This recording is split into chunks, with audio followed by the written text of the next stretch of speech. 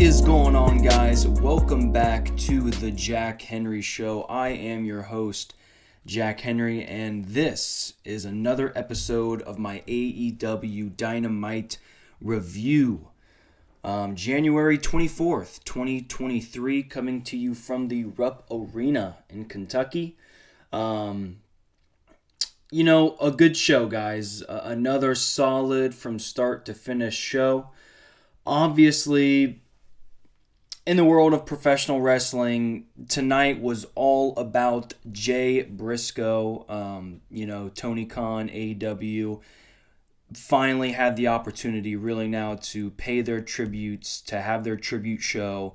And that's really kind of all tonight was about. I mean, there was some important stuff that was going along and moving the storylines along, advancing as we marched toward Revolution coming up in a couple of weeks. But tonight was all about the main event, Jay Lethal versus Mark Briscoe. Like I said, in honor of the late Jay Briscoe. So we'll get to that, but overall tonight's show, it was a good show. We had some Bryan Danielson in action against Brian Cage. We had an MJF appearance.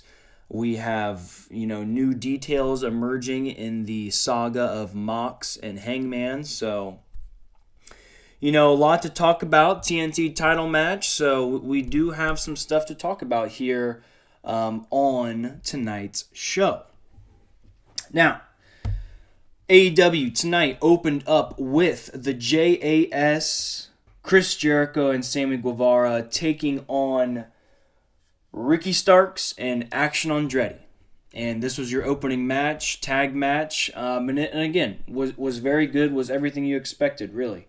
A hot start, high flying, big spots. I think that obviously, I think that putting Action Andretti with the with Ricky Starks and then, having them go against the JAS, I think that this is really paying off. Action Andretti's, he's not going to be a main event star this year anytime, I don't think. However, this is what you do to build future talent. And I think that, the more I see of Action Andretti and the more he works with guys like Chris Jericho, guys like Ricky Starks, guys like Sammy Guevara, the more we are going to grow accustomed to wanting to see him on weekly television. So, listen, the heels got the win here, which is fine. I think that we are still in the midst of this feud, so I don't think we're going anywhere anytime soon. I think there's plenty of guys a part of the JAS that we can kind of see one-off matches with. I know we've seen some, but look, at the end of this, Garcia comes up on top of the apron. He hits Action Andretti with a bat, with Jericho's bat, right? And then Samuel Guevara hits the GTH. And then 1, 2, 3. And it's over. So, again, like I said, it was an entertaining match. Don't get me wrong. But, I think most of us knew going into this wasn't going to be the last that we saw of this mixture of men. So, no complaints here. Sammy and Jericho get the win. And what comes next, again, we're probably going to see another one-off or another combination of a tag match between all these guys with Ricky Starks, Action Andretti, and the JAS. So, taking place after the opening match was, in fact, our TNT Championship match, and that had your champion, Darby Allin, taking on Buddy Matthews. Now, look, this will be the first time I say this on this podcast. I will say this again in the future. Buddy Matthews is one of my favorite guys to watch, and there's something about guys like Buddy Matthews, Pac, Andrade is another guy who I really do love to I just love to sit back and watch these guys work. I think they're fantastic workers. Dolph Ziggler over in WWE, another guy who I've always thought that these guys are everything you want. The in-ring work, the promo, the history. I've never understood why certain guys, I just named you a few, have not been pushed. But I digress. Buddy Matthews gets his shot tonight against Darby Allin for the TNT Championship. Good match, great match. But again, I did not expect Buddy Matthews to beat Darby Allin. It just would not have made sense. It just would not have made sense, really, for a variety of reasons. And I think the biggest thing coming out of this match was probably, in fact, when Samoa Joe came out at the end. So, again, this match was a good match. High-flying spots. Everyone did their stunts. Sting's out there and all the rest of the gang. But again, like I said, I'm one of these guys that I like to think that I use logic during these scripted shows, right? And again, if someone who I just firmly believe is not going to win this match just based on storylines alone for Darby Allin, for Buddy Matthews and the House of Black. I mean, why would Buddy Matthews win the TNT Championship and have, Malachi and Brody and these guys are just doing nothing? You know what I'm saying? So, I don't know. But at the end of the day, it was a good match. But again, we're still not done with Darby Allin and Samoa Joe. And I'll be honest with you, I love Samoa Joe. Don't get me wrong. I think Samoa Joe is a total package. Is the total package. However, I am ready to see us move away from this feud. And by the way, what happened to Wardlow? Like, this dude broke away from MJF. You turn him into a babyface. He won the TNT Championship. I just don't understand where Wardlow is. So I guess what I'm trying to say is, now that I really didn't even review the match, I've just kind of gone into this rant. One area where I do think AEW can improve on would be their TNT Championship picture. You have a solid group of guys. I mean, everyone I just named off. Malachi Black, Darby Allin, Samoa Joe, Wardlow. That's a solid group of four. And now I know we've kind of ran through that already, but that's a solid group of four that can feud over this, very prestigious, probably second biggest title in your company, third biggest title in your company, probably. I mean, that's your mid-card championship. So, I love Darby, and I love all those guys. I think all those guys are great, but I just think that the TNT Championship picture could mean a little bit more from week to week. Now, I understand it's a championship that, Tony Khan and they want to have defended frequently on TV. That's fine. But I do think having a couple weeks here and there off, and you can always book it per storyline, a suspension, an injury, whatever. But I do think, having a feud kind of play out without having a championship match here and there. Because, again, if the story is you want to continue Samoa Joe and Darby Allin, then why do we need to see Buddy Matthews take a loss here? So that's all I have to say about that. It was a great match. Darby Allin is a great champion. He is the guy who I enjoy and want to see being champion moving forward. But I just think that we could do a little bit better at putting some meaningful storyline behind this TNT Championship. And I am kind of ready to see us move past Samoa Joe and Darby Allin, as great as both of those guys are and as great as they have worked together on TV. Again, not a backstage, but we did see a video promo hyping up Adam Cole. Look, I can't wait. All that I ask is, with Adam Cole, I want to make sure we do right by Adam Cole.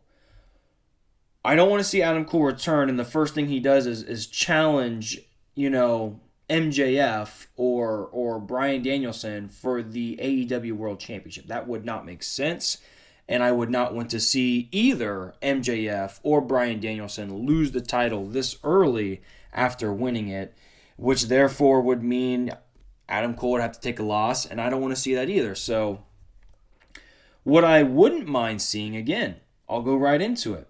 You book Darby Allin consistently, put him over, and I think that's what we're doing. I don't think he's going to lose the title to Joe. But would you guys love to see an Adam Cole versus Darby Allin in Adam Cole's returning match? Having Darby Allin, he's already been TNT champion, okay, once. This is his second time holding the belt. So who's to say a good 3-4 month title reign wouldn't be enough for Darby Allin? You have him, in a great feud with Adam Cole. I would love to see Darby Allin and Adam Cole. And then by that point, Adam Cole comes back. He wins the TNT championship. And now Adam Cole is your TNT weekly champion. And, Adam Cole, I get he's going to come back as a babyface, but he doesn't come off to me as the guy who's going to defend that championship week in and week out. And he shouldn't. I don't think that's in his character, but I would love to see that. So we don't have a clear direction once we get past Samoa Joe with Darby Allin. And as far as I know, we don't have a clear feud and opponent set up yet for Adam Cole. So I'm all for that. I'm absolutely would be all for that. Adam Cole is coming back soon. And I cannot wait for that day. Once we came back, we got Ethan Page and Matt Hardy taking on Jungle Hook. And this is fantastic. This was a fantastic way to start this match. They had, Matt Hardy's theme come out, and the crowd's going crazy, right? And I'm just thinking to myself, well, I thought these guys were supposed to be, heels in this match. Well, obviously, Ethan Page comes out, cut the music. We talked about this. We're supposed to play my theme song, and the fans are just booing the heck out of Ethan Page. I love Ethan Page. I think Ethan Page, brings to him a lot of the same qualities that MJF has. And I've said this for a while. Ethan Page is going to be a superstar.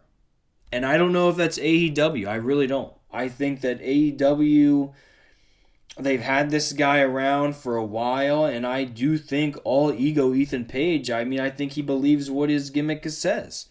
I think that if AEW is not going to put him on TV, they're not going to give him championship runs, and they're not going to, give him the money that he thinks that he's worth, I could see Triple H or anyone else scooping up a guy like Ethan Page. I absolutely could. So, more of Ethan Page, please. Now, Matt Hardy, look, I love the Hardy Boys, don't get me wrong. I would love to see...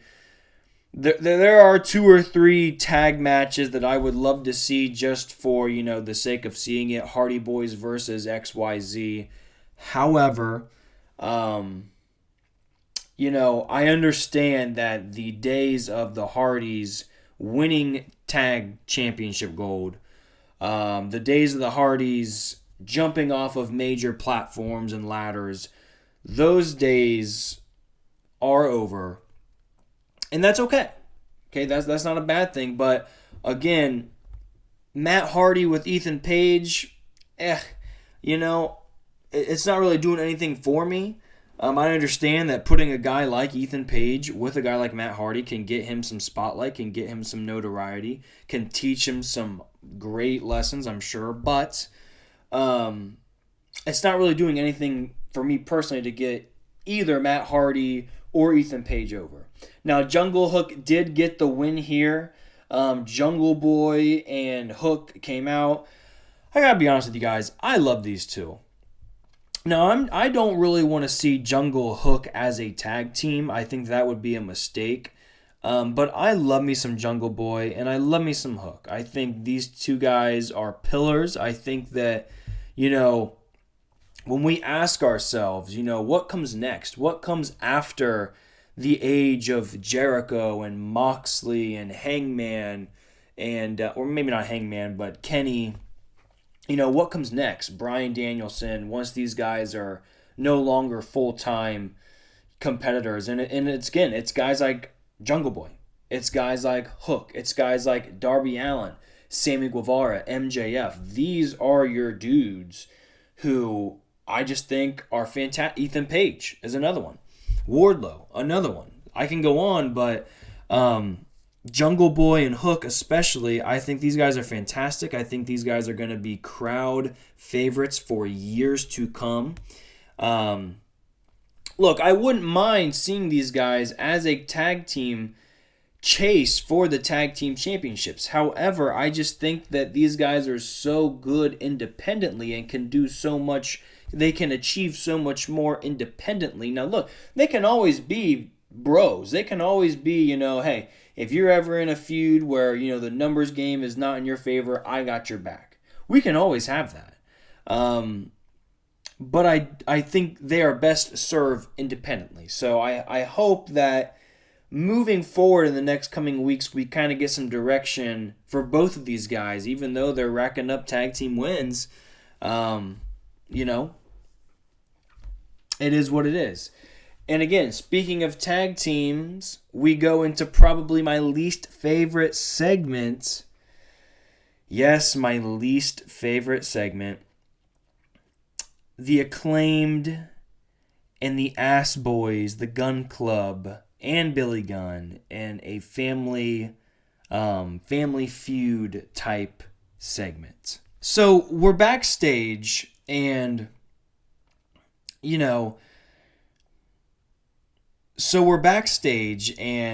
Billy Gunn's there, and he's like, look. And again, I gotta be honest. You guys know, I freaking love the Acclaimed. They are my favorite. However, and I feel like 2 weeks in a row here. And here's what bothers me. I like the Gun Club. I really do. I think, Colton and Austin, I think those guys are great. Eventually, I know that Billy Gunn will return with them and make it the Gun Club as a whole. But 2 weeks in a row now, you've taken a great tag team in the Gun Club, and you've taken your best, as far as your champions go, your tag team champions, your best team in the Acclaimed, and for 2 weeks in a row, it's just kind of come off as, a little bit hit and miss. I love the Acclaim. I love the Gun Club. I love hearing these guys talk. So anytime you offer me that, I'm going to say yes. Here's my money.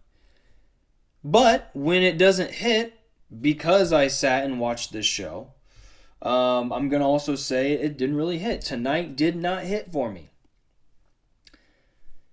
I mean, we could have gone without this segment tonight, and nothing, I feel like, would have changed. Coming from last week's show to this week's show, going into next week's show. So, again, you can always just announce a match. You can always announce a match, and there's history with these two teams to announce a match. But basically, essentially, all it was, Billy Gunn, he said, "Look, I'm tired of you guys, speaking to his sons. I'm tired of you guys using the family name. You're acting immature, blah, blah, blah. I'm disappointed in you guys." They kind of said, "Hey, Dad, you know what? You left us. You walked out on us. We're trying to be better than you, trying to be better than your name ever was." And it's funny because last week in my review, I kind of said, hey, give us some seriousness. Give us a reason to invest. And I truly feel like they tried to make this a serious back and forth with, the little bit of jovialness that comes with these teams. but it just did not, just sitting backstage, and it felt like I was watching Billy Gunn read off of a smart screen behind the camera, and I just did not feel like it just didn't come off as believable. Okay, now maybe if these guys were all in the ring and they are playing into the crowd and off of the crowd, and there's a little bit more authenticness, I guess, to it, authenticity to it, I guess, I don't know, but it just didn't work for me. So essentially, again, we have the Acclaim, we have the Gun Club, they're going to have a match. They want the titles. Well, who doesn't in the tag team, right? That's why you're in the tag team division. So, and again, I'm sure it's going to be a great match. Don't get me wrong, but this segment did not hit with me tonight. Let me know, guys. Did this work for you? Am I the only one? What worked, what didn't work? Let me know in the comment section down below. Now, from this, we got backstage with Hangman Adam Page again with Renee. And, I said last week, what happens, with Moxley? Where is his mindset at? Are they going to have a match? Are they going to, make up, make peace? What is going on with Hangman? What's next for Hangman? We get it announced tonight, next week, from my city. I will be there. Dayton, Ohio. Jon Moxley versus Adam Page. This is awesome. I'm so excited that we're getting this match because I was there when they had their match in Cincinnati when Hangman got hurt and the main event was called. And, I was there. And I'm just thinking to myself, great, I don't know when the next time they're going to come to Ohio is. This is a pay-per-view match. Moxley, Hangman. We saw it the other week on Dynamite, a couple weeks ago now. And we're getting it again, the rubber match. And I thought maybe they do the rubber match at Revolution. You build Moxley being gone for a couple weeks. Where's Moxley? What's Moxley thinking? XYZ. But no, we're getting this match next week. I will be there live. And I can't wait, man. This just sold me on next week's show. So, essentially, all it was, Hangman's backstage talking to Renee, and he says, hey, it's announced, it's official. Next week, AEW from Dayton, Ohio, a suburb of your home city.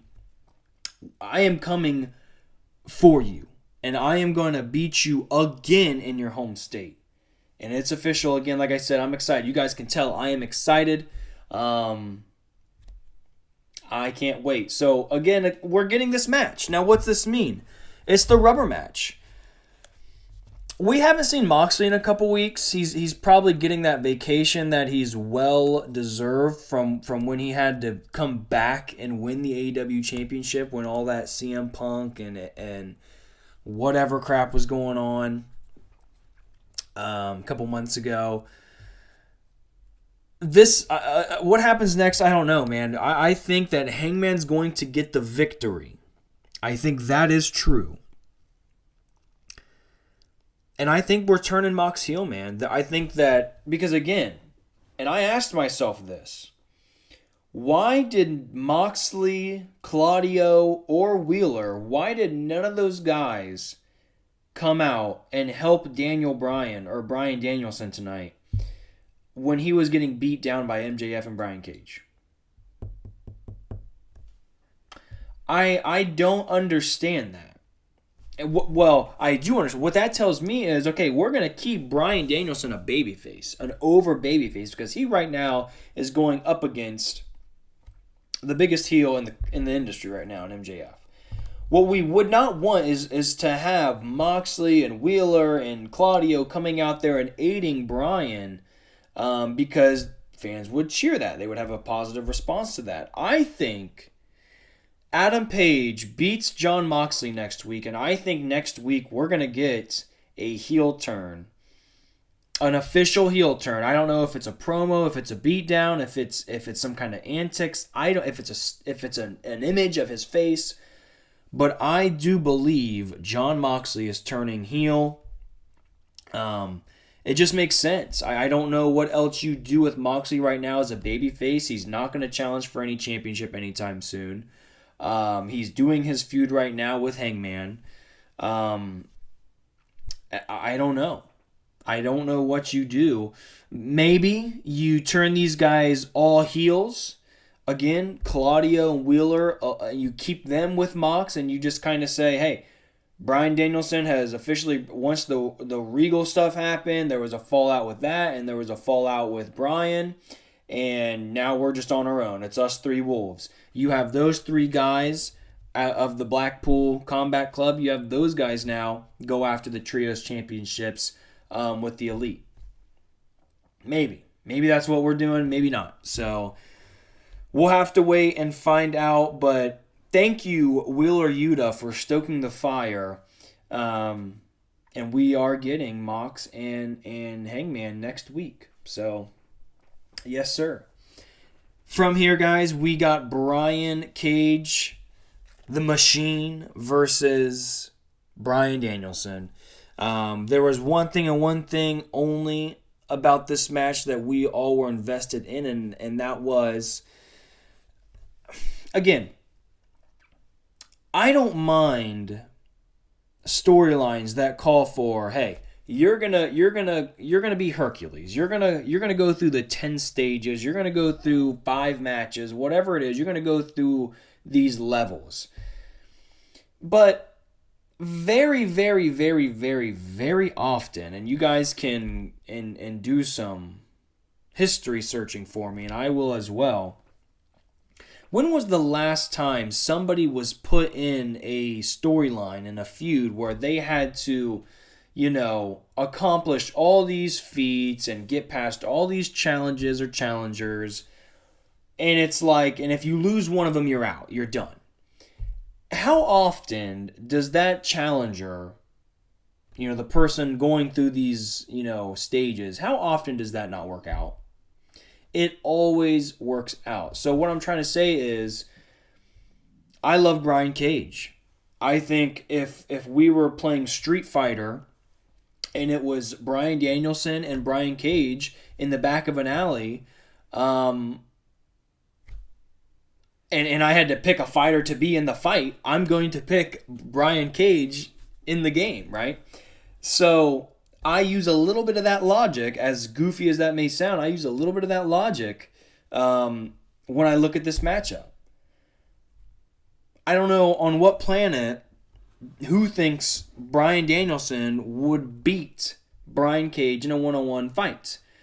That being said, you'd be a fool to pick Brian Cage to win this match because of the storyline that is this whatever stages leading up to, I think it's February 8th episode of Dynamite with MJF. So we knew Danielson was going to win. It was just a matter of how much punishment he was going to take, and is his arm going to be broke, yada yada yada. No, Danielson his arm did not break, and Bryan Danielson gets the roll up and the 1-2-3 over Brian Cage. Obviously, here comes MJF after, and just him and Cage beat the tar out of Bryan Danielson. I mean, that's just to be expected. I mean, every week we're going to see Bryan Danielson in a match be pushed to his limits, but he's going to win. And that's just the fact of the matter. Now, afterwards, after all of this, after all the post-match beatdown, we're seen in the back, and AEW's medical doctor says, Brian, look, well, Renee's back there, and he says, Brian, look, as a doctor, I can't, say that you can compete. I can't do this. And Brian says, I'm not listening to you. You can't. Nobody can tell me, who, what, when, where, why, and how I wrestle, right? And I'm just thinking to myself, as someone with a Bachelor of Science majoring in sports science, and I know a little bit of how, the health industry and the sports industry and all that, works. Bryan, I'm sorry to say, but it actually is your medical doctor's job and responsibility to either prohibit you from actively competing and not, or allowing you to compete. So I LOL'd. As someone who's in the sports science field, I LOL'd because I'm just thinking to myself, it actually is probably his main job. That's probably priority number one. Keeping their athletes medically, from further causing harm. That's probably priorities at the top of his list for his paycheck, Mr. Danielson. But again, it's all per storyline. So next week he's gonna have a match, and he's gonna win that match. That's just how it's gonna play out. If it doesn't, I would be shocked.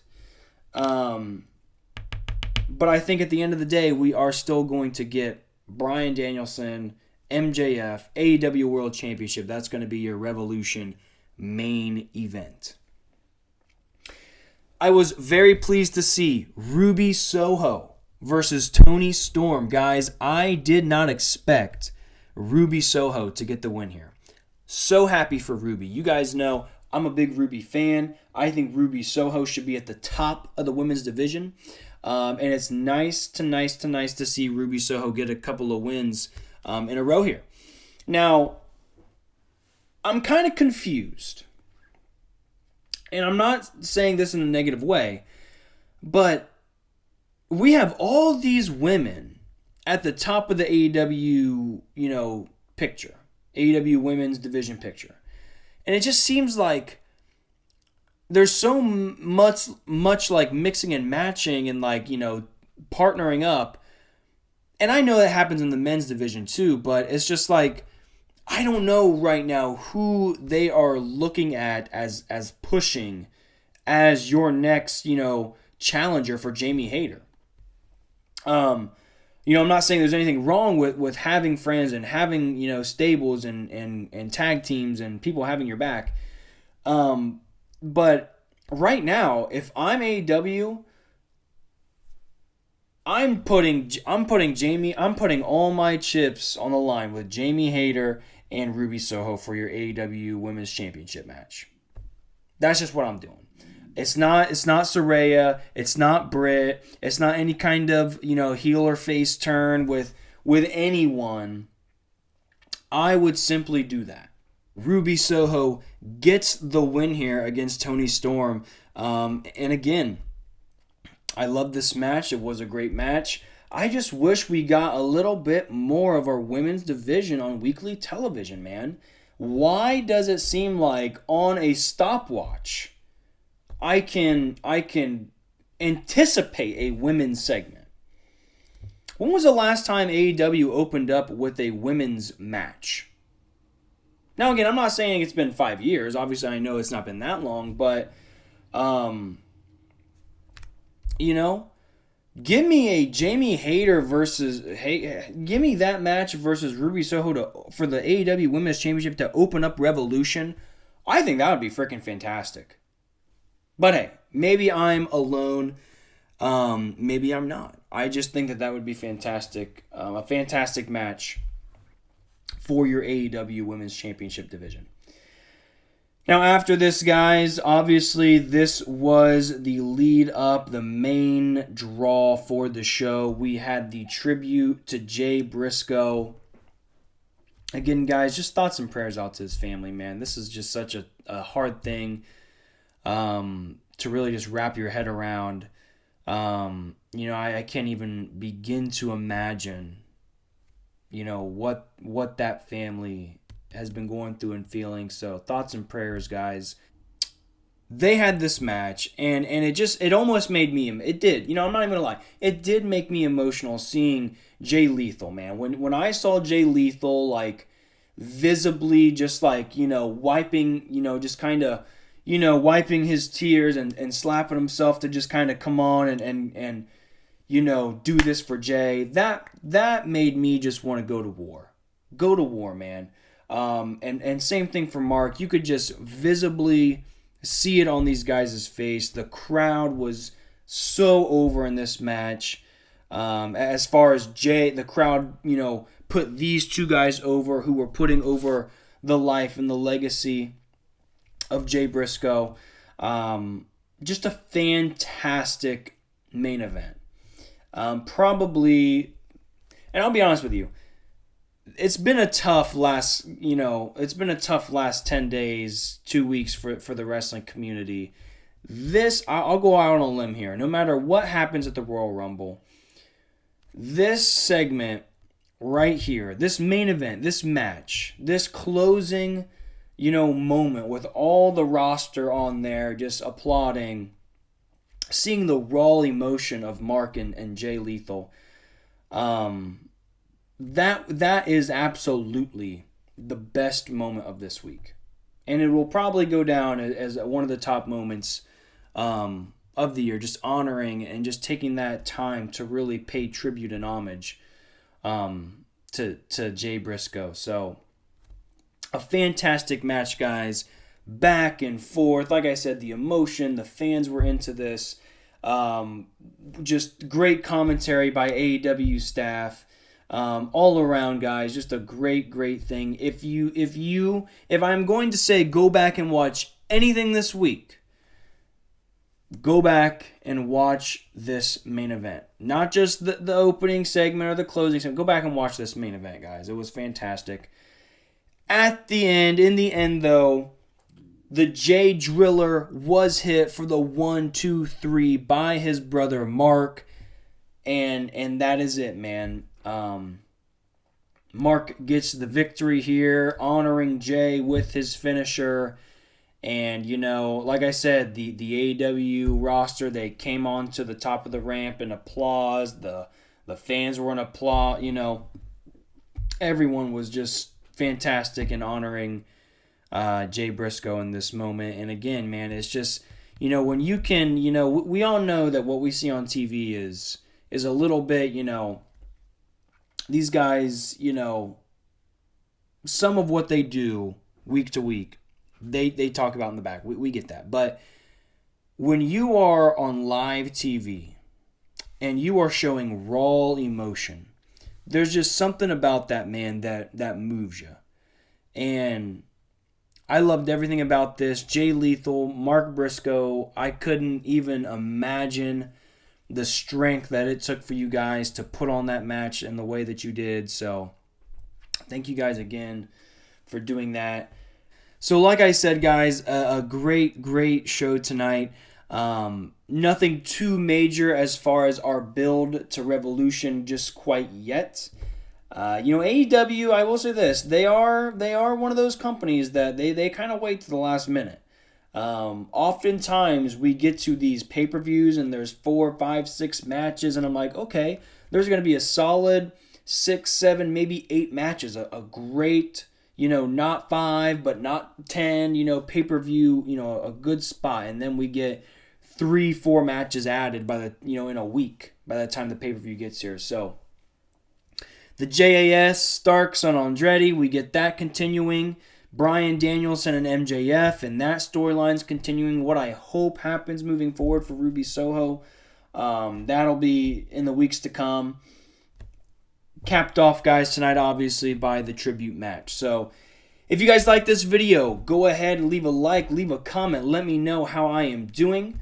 In the meantime, guys, look out my Royal Rumble 2023 preview and prediction show. That podcast is coming. I'm going to record that later today as we speak. So, guys, that's all for me. That's all for the Jack Henry Show today. And until next time, guys, have a great day. Do something great for somebody else. I will catch you all on the next time. See you later. Hey guys, thank you so much for watching this video right here on my YouTube channel. If you enjoyed what I talked about in this video, go ahead and click that like and leave a comment down below. To stay up to date with everything about the Jack Henry Show, go ahead and subscribe to my YouTube channel. Finally, if you want to see what I'm thinking and posting during these shows, you can follow me on my other outlets like Instagram and Twitter simply at The Jack Henry Show. That's all for now. Thanks again for watching, and until next time, what is it?